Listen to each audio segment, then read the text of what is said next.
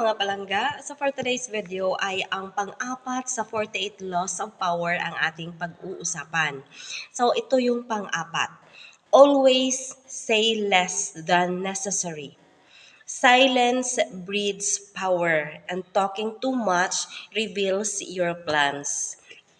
Yes, sa totoong buhay or sa buhay natin bilang mga tao, 'di ba, may mga magkaiba ang ating mga katangian.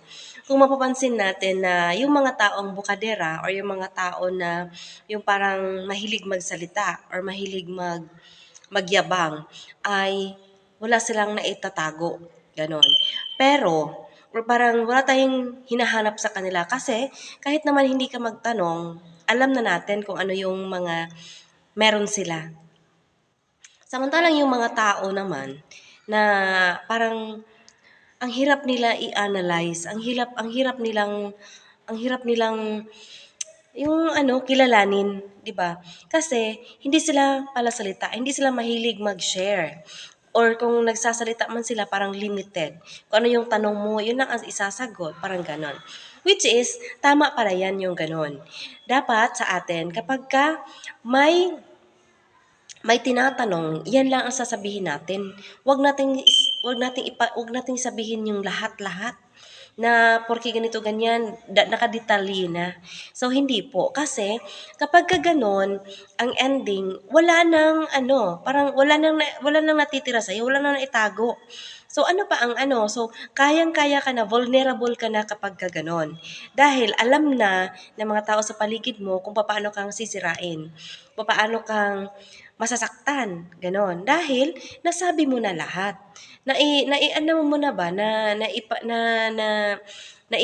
ipaabot mo na sa kanila na ganito ako, ito ako, natatakot ako sa mga ganyan, ito yung mga gusto ko, mga ganyan. Ayan. So, hindi maganda ang ganyang klaseng katangian. So, dapat sa atin, reserve tayo. Dapat, kung ano yung mga bagay na ayaw nating ipagsabi, or di ba may mga bagay tayong parang kahit na achievement man yan, pero hindi natin ipinagkalat. Kasi para sa iyo parang may time para doon natin i-celebrate yan. Ayan.